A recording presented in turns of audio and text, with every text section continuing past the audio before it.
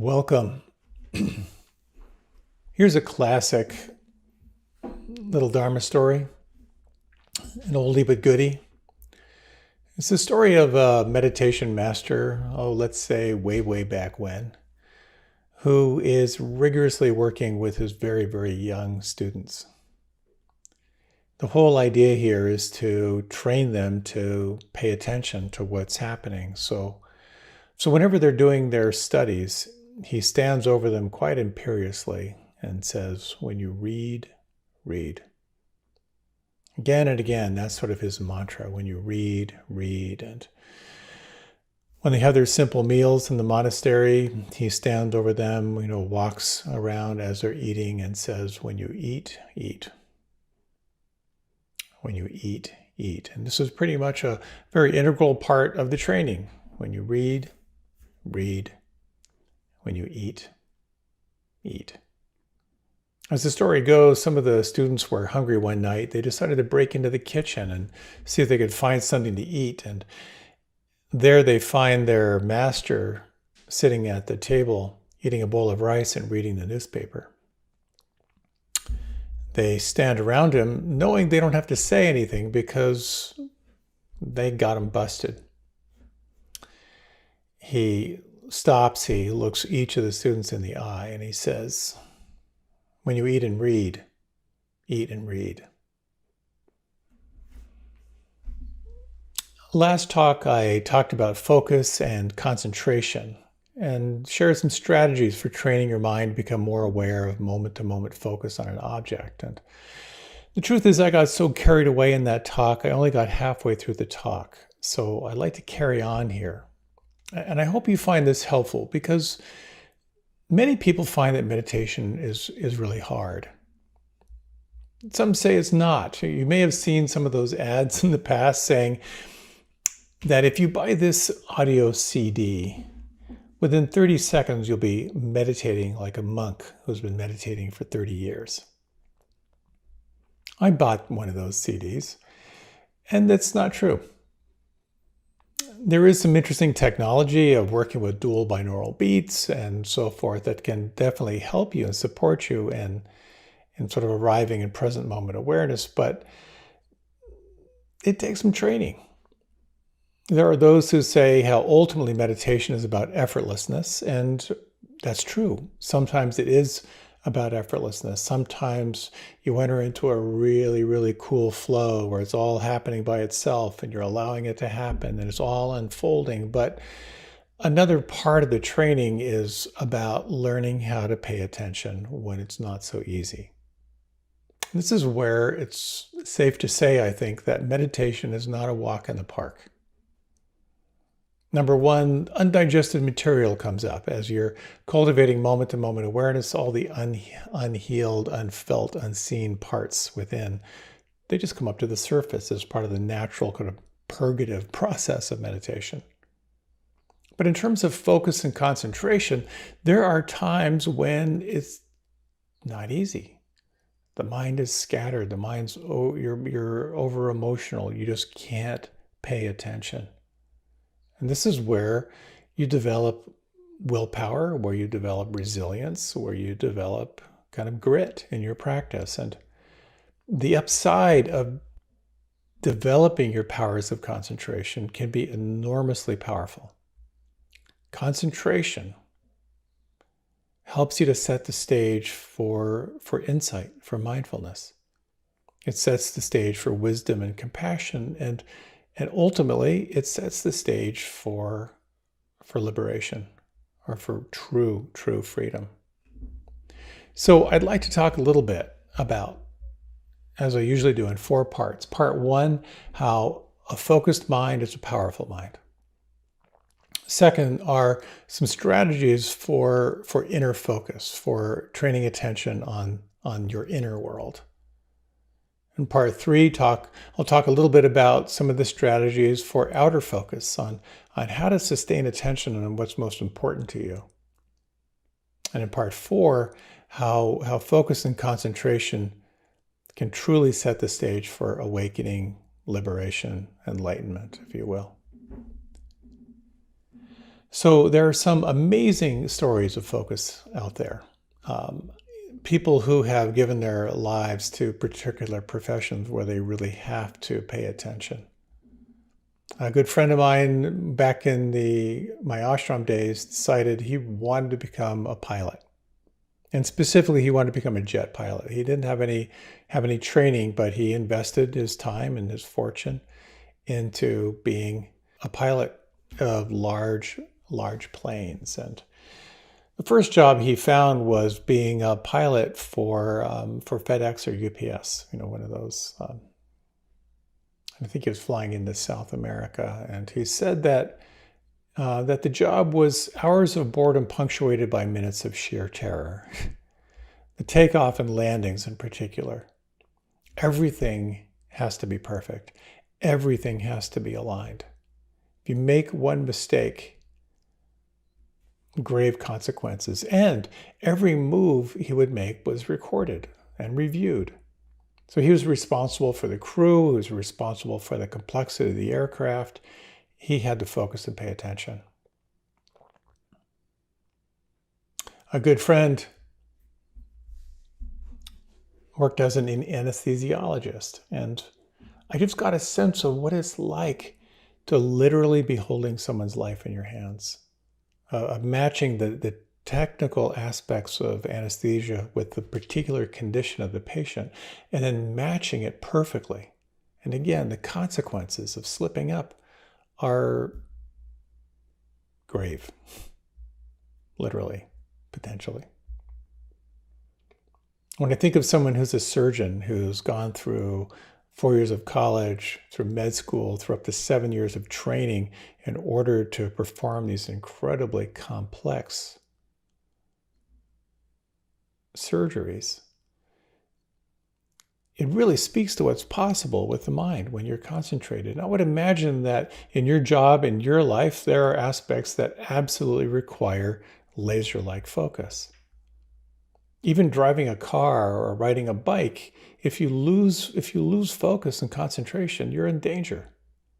So it's a worthy skill to develop. And I've noticed that it's something that you can lose if you don't cultivate it. When I was a kid, my dad used to always turn on the Today Show in the morning while we were getting breakfast. And he would say, I just want to make sure the world is still out there. And now we check to make sure the world is still out there approximately every 12 minutes. That's the average time that someone will check their phone or some device. Often, as soon as we wake up, we'll reach for our phone just to make sure the world is still out there, or just to soothe our particular anxiety. And maybe you've noticed that your attention span is not what it used to be. There's a book, it's called The Shallows, which is a study of what has happened through the impact of social media. And here's an interesting section of that book. Immersing myself in a book or a lengthy article used to be easy. My mind would get caught up in the narrative or the turns of an argument, and I'd spend hours strolling through long stretches of prose. That's rarely the case anymore. Now my concentration often starts to drift after 2 or 3 pages. I get fidgety, I lose the thread, I begin looking for something else to do. I feel as if I'm always dragging my wayward brain back to the text. The deep reading that used to come naturally has now become a struggle. Can you relate? I actually found some relief in reading that, just knowing I'm not the only one. My attention span has really taken a hit. And I know that I'm not alone in this. There's an article from The Guardian that said that when you're distracted over a long period of time, your IQ will drop 10 points.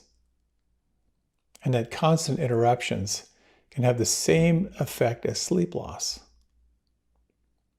They did a study with 1,000 participants, and half of them said they always respond to email immediately, and 21% they would interrupt a meeting in order to respond to a prompt of a text or an email. So at least in this study, people were interrupted approximately every 8 minutes. So in an 8-hour day, that's 60 interruptions. And the result of this is something called continuous partial attention. And when you are operating under continuous partial attention, there is a corresponding increase in stress hormones. There is a corresponding increase in addictive behavior. And we're all caught in this myth of multitasking, this illusion that we can do multiple things at the same time and be effective. And that is pretty much blown out of the water. It's far better to do one thing at a time than to fracture your attention. And I'll talk a little bit about some strategies as to how to do that. So if you're suffering from poor concentration, it might have physical roots. There could be something having to do with ADHD. If you have trouble sleeping, anything with sleep apnea absolutely can affect your concentration. There's depression or thyroid issues or a flu or some infection. It's going to affect your capacity to hold attention on one thing. It may have a mental or emotional component as well. You may be undergoing a lot of stress, or if you're deeply fatigued, if there's any trauma kind of operating under the surface, or maybe just habits of how you pay attention. All of that is going to affect your capacity to concentrate in meditation and in the rest of your life. Our culture is definitely gotten more and more distracted. If you've seen the movie The Social Dilemma, it goes into this in detail, this science of how your attention is manipulated. How you are manipulated to pull your attention away from what you're doing to get your eyeballs and focus on something else. And I have to say, there's a certain irony that this message would be in the form of a movie, because no one would read the book. So when I think of our age of bumper sticker politics, how fractured our attention is, how easily manipulated our attention is now, all the more reason to slow down and explore how you can develop more one-pointed, focused attention in your life. It's like balance. Unless you use your sense of balance, you're going to lose it. And so, how do you develop more focus and more attention? I'm not a naturally concentrated person. It's not my forte. I've spent a lot of time in my practice making peace with my inability to get as focused as I would like to be. I would like to think that with an active meditation practice since I was 15 and living in an ashram, leading retreats, taking retreats, doing intensive practice, I'd be a more focused kind of guy. But I'm not. I like to think of meditation as three parts. The first is focus, this willful gathering of attention in the here and now, and then flow, like opening up to what's changing and how you're relating to it, and then opening into this whole sense of letting go or letting be, like sort of arriving and resting in presence. And I've noticed, given my temperament, I kind of move more quickly to the be aware of the flow mode. But I've also noticed that when I take the time to cultivate more one-pointed attention in my practice and in my life, it's always beneficial, always beneficial. And I've noticed that what supports me in getting more concentrated is removing distractions. When I'm on a retreat where my phone is tucked away, it's a lot easier. But nonetheless, sometimes in my regular everyday practice, sometimes I do drop in. Sometimes I do get absorbed in that moment-to-moment awareness of what's happening. Sometimes I drop in deeper and deeper to the sense of the here and now. Sometimes I feel time slow down, and sometimes I I really get that there's nothing outside of this moment. There's nothing outside of here and now. And usually when I kind of get into that beautiful zone, it's usually not just focused attention that gets me there, but the conditions that support focus and support concentration. And I've come to recognize for myself, as I've come to recognize my own makeup, my own tendencies, that setting the stage is particularly helpful for me. Setting the foundation. And the foundation for me is around releasing deep-seated tension, conscious relaxation, and then some strategies for continuing to point the attention inward.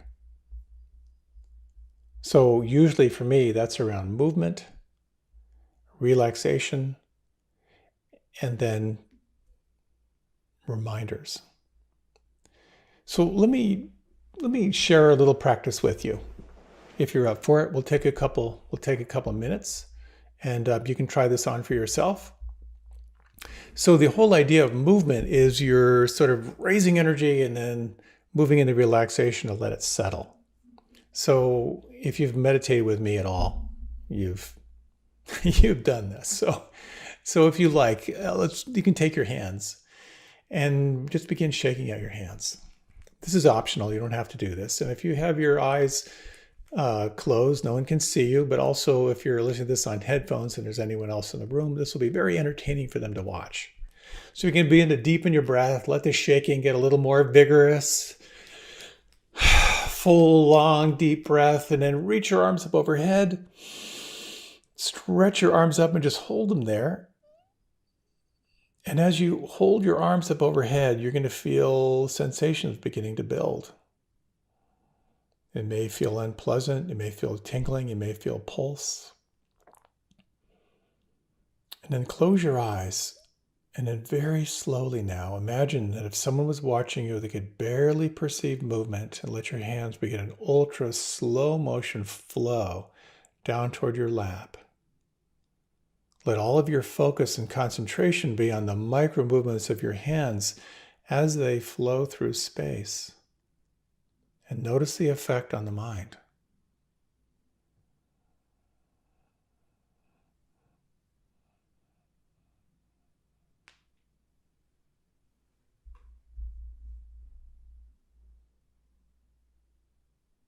Relax and feel.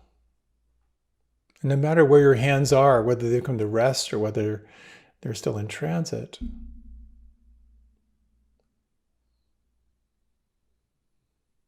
notice the feeling inside. Now I'd like to share just a few of these reminders. We'll just try them on over the next few minutes, letting your attention now move to your breath, effortless breath. And you might, on the in-breath, on the next in-breath, just count 1. On the next in-breath, counting 2. And continuing to count to 5. Just do a few rounds, each in-breath counting to 5.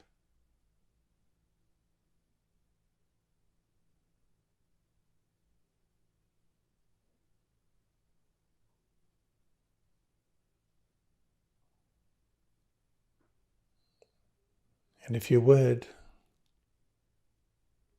you can explore the following question. Is the length of this inhalation any different than the length of the inhalation in the breath preceding?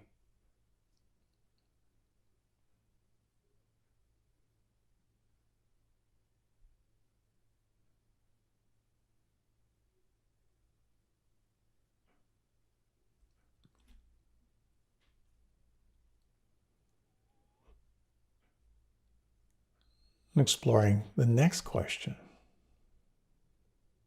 Where do you feel the breath the most predominant on the inside right now?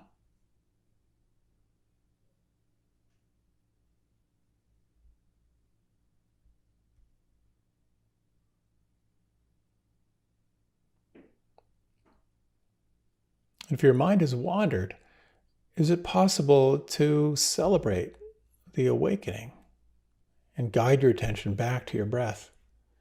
continuing for the next, say, 30 seconds.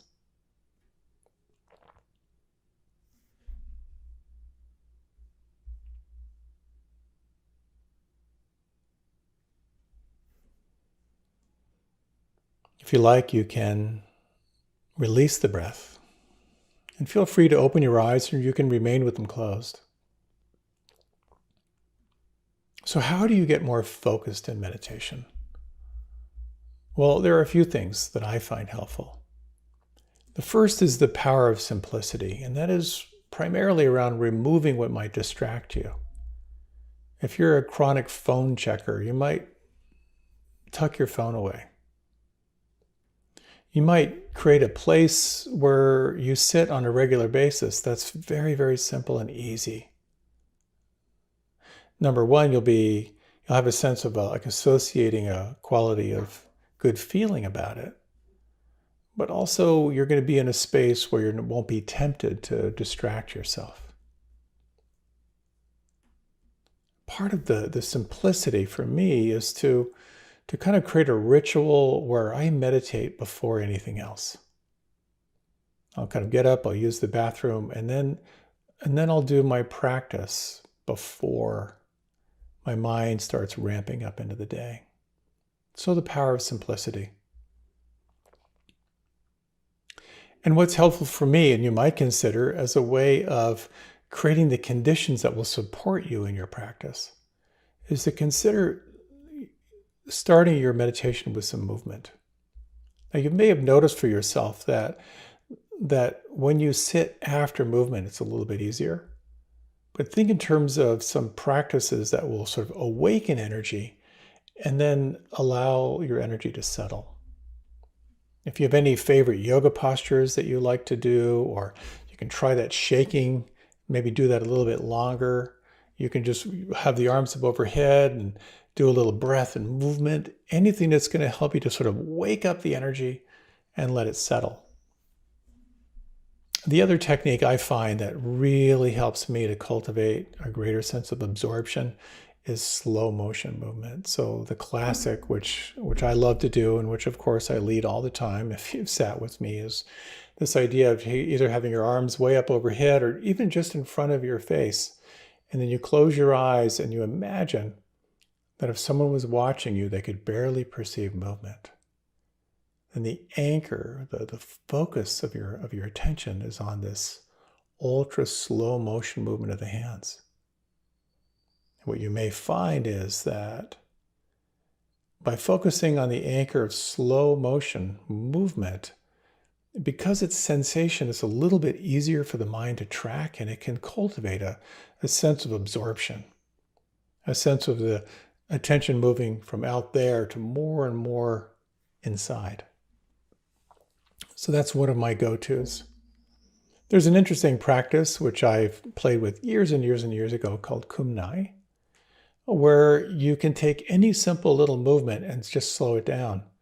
One thing I'll do sometimes is I'll just bring my shoulders up to my ears. You might even try this if you bring your shoulders up to your ears. And then imagine if someone was watching you, they could barely perceive movement.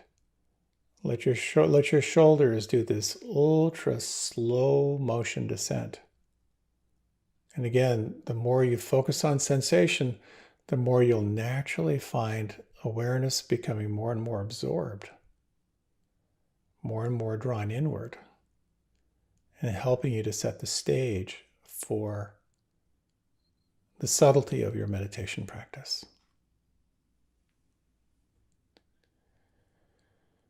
Conscious relaxation, also very, very helpful. And again, in many ways I'm stating the obvious, but a couple key areas to relax, I find if you relax your tongue, let your tongue fill your lower jaw, there's a whole gangly of muscles that start to soften and relax, relaxing the root of your tongue down into your throat, to feel your palms from the inside, to feel the soles and the heels from the inside.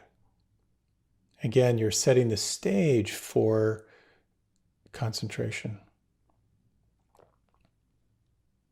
The 3 pointers for the breath that I find helpful is at times to count the breath from 1 to 5. It's just a nice way to start. And again, for myself personally, I don't count the breath all the way through, but I'll count the breath for a while, sometimes when I feel like I need it. When you count the breath, you'll notice that the mind wanders and you have to come back and it'll train your attention to be here.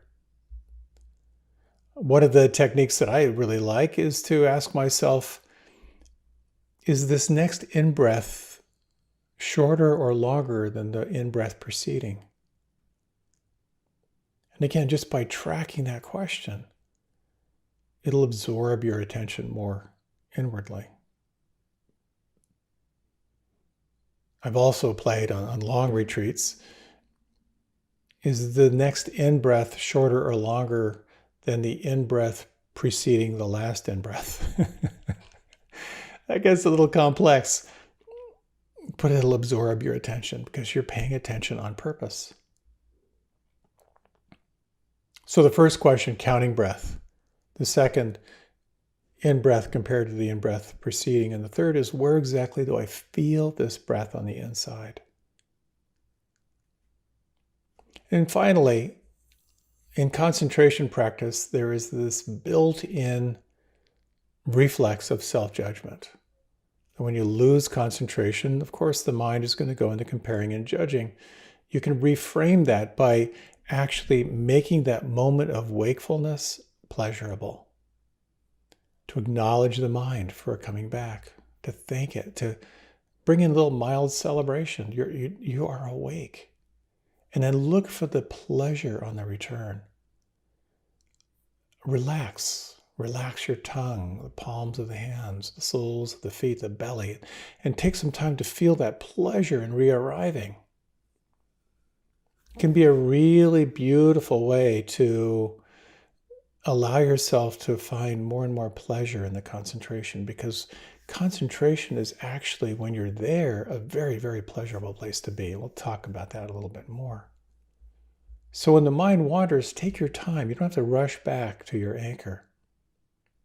Acknowledge, feel a little bit of gratitude, appreciate the mind. Sense some of these touch points where you can soften. And then from that place, come back to your anchor. Now, when you're not doing formal sitting practice and you want to cultivate more mindful moments during the day, another option, another strategy is to consciously choose segments where you're going to be ultra focused. The easiest is in the shower. When you take a shower, how aware can you be of each body part? How aware can you be of all the senses? There's the classic washing dishes meditation.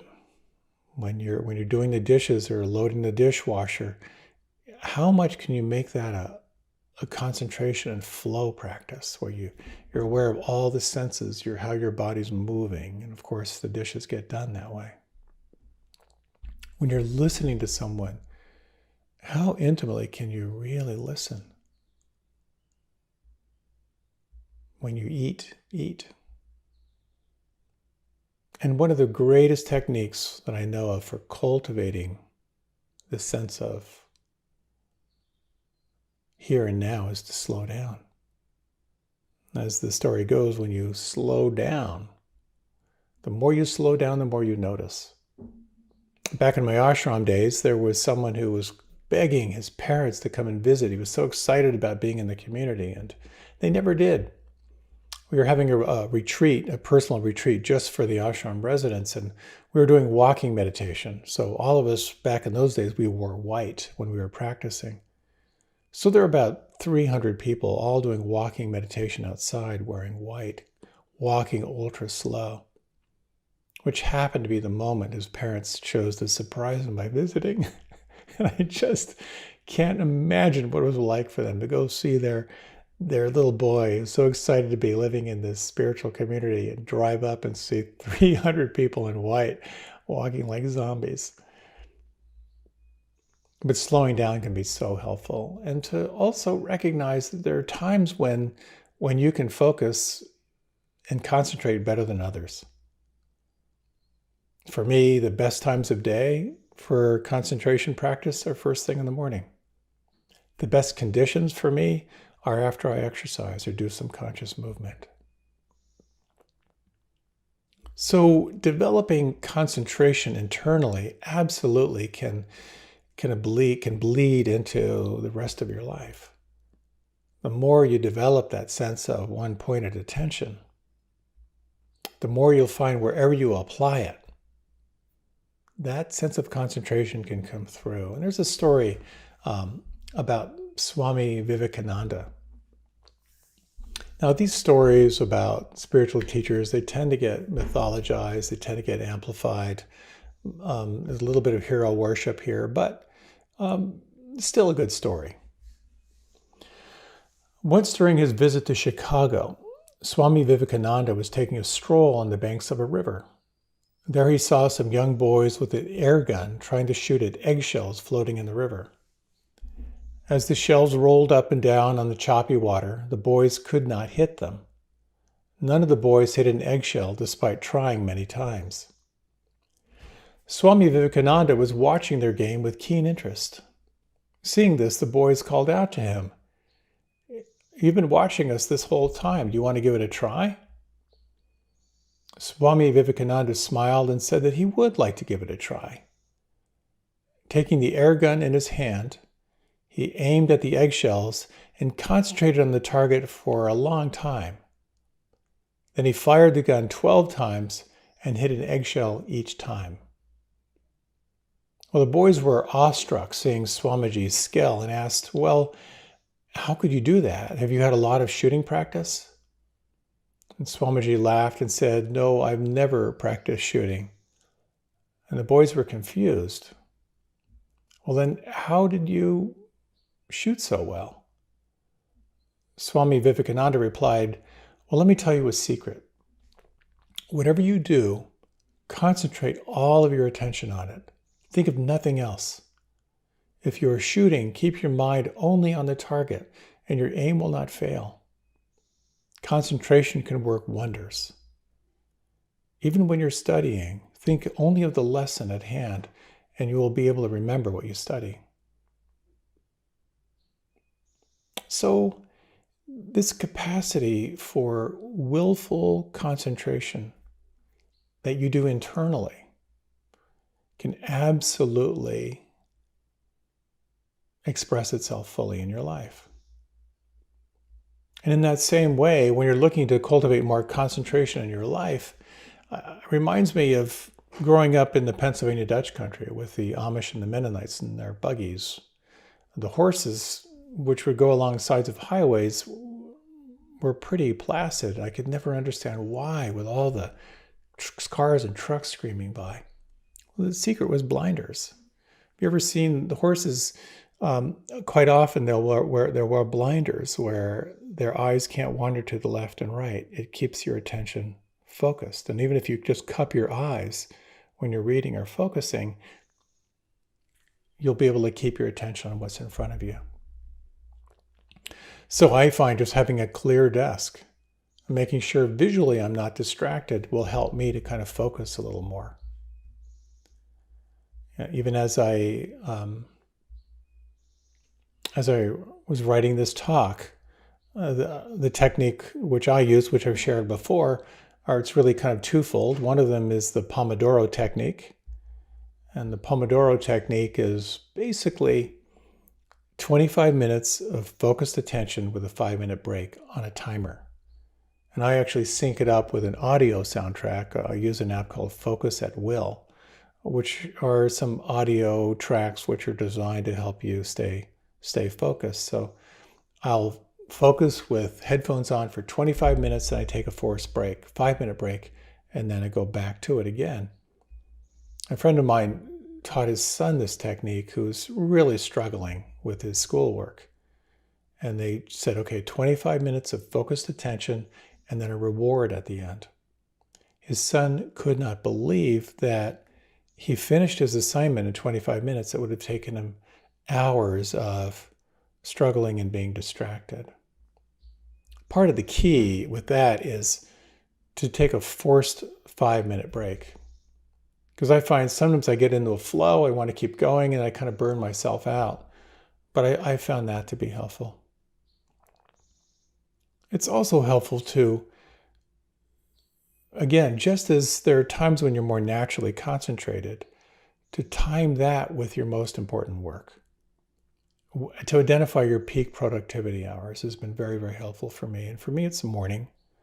When I can focus and concentrate in the morning, I get a lot more done.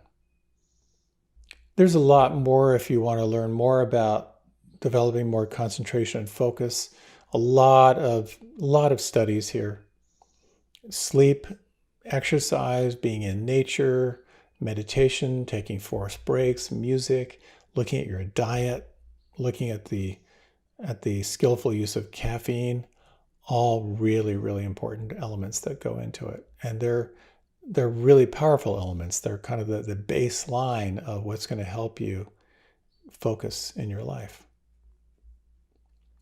I found paying attention to sleep and diet and the wise use of caffeine to be very, very helpful as I've explored developing more of a concentrated mind in my life. But there's one more little technique I'd like to share. And this is what's called the 5 more rule. Now, whatever you're doing when you're concentrating on something, can you do 5 more minutes focused?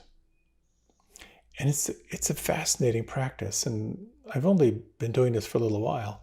As part of it is my research into focus and concentration. But when I'm really working on something and I kind of feel like I'm done, can I do 5 more minutes but narrow my focus? I feel like it's a little bit of a workout, that I'm getting a little more skillful here. So focus and concentration have huge benefits. But it's really important here to point out that a concentrated mind is very, very helpful, but it's not the end point in spiritual practice. It's a very powerful tool. A concentrated mind is a powerful mind. But it's something that you can draw on that's going to support you and help to set the stage for the rest of your practice. And I'd like to share with you a story that really inspired me in terms of cultivating a concentrated mind. And it's a story about a very, very sick monk. And this monk was basically, I don't know what the monk was dying of, but basically his body was falling apart. And it was a really, really, from what I understand from the story, a very hard thing to observe, because as his body was sort of decaying while he was alive, he had a radiance about him. And the other monks, while they were sort of abhorrent around his physical condition, nonetheless, they were so drawn by how radiant the life force was, just the light coming out of this monk's eyes. And he was asked, what are you doing in your practice that has you so radiant and full of life force? And the monk said something along the lines of this. The monk said, I keep my awareness in and of the body itself, putting aside fear and greed of the world. It's pretty simple here. I keep my awareness in and of the body itself, putting aside fear and greed of the world. How could that lead to radiance? Well, what I've found is that when I'm in a lot of pain, and the most helpful metaphor is when I'm in physical pain, if I can actually allow myself to experience what it's like to keep my awareness in the body in and of itself, putting aside fear and greed for the world, there are these momentary glimpses into being okay. If I can be with physical pain without the mind coming in with a judgment as to good or bad, that's a moment of really very, very powerful clarity.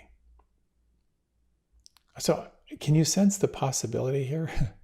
A steadiness of mind that can be present regardless of the fluctuations of the mind. So when I have a migraine, which unfortunately is more than I would like, most of the time I'm miserable, but sometimes I can feel that possibility. Being deeply, deeply present, without a label of good or bad, without a label of pleasant or unpleasant. That power of concentration opens up this sort of present moment with a tremendous amount of actual joy to it. And this becomes such an interesting part around concentration practice, is that when you have this capacity to drill deeply into the here and now, when you can sustain attention on the here and now without a label of good or bad, pleasant or unpleasant, what will arise is something called piti, which is a quality of joy. It can feel like an upwelling of pleasantness. So even in the midst of what my mind would call pain, and again, it's only for me glimpses. Sometimes the glimpses are strung together into a period of time. There's just this sense of aliveness. So I'm hoping you get a sense here of how a concentrated mind calls you into presence and how it begins to set the stage for accessing a quality of pleasantness, a quality of joy that's possible, that's outside of external conditions. And it can begin to be a very powerful tool as you establish awareness in the here and now, as you have like fixated awareness. Then you become aware of what's changing. And the analogy is, imagine you're focusing on a church steeple. All of your attention is on the church steeple. When the mind wanders, you come back to the church steeple. It's hard to say that word over and over and over again. But once you get fixated on the church steeple, there'll be this sort of organic shifting of your attention to become aware of the background. And when you sense the background, you notice, oh my God, there's clouds moving. There's a weather system happening in the background. It's concentration that will begin to reveal your relationship to flow. It'll begin to reveal your relationship to what's changing, where you can begin to see your attitude toward what's changing. That's what's possible in the practice.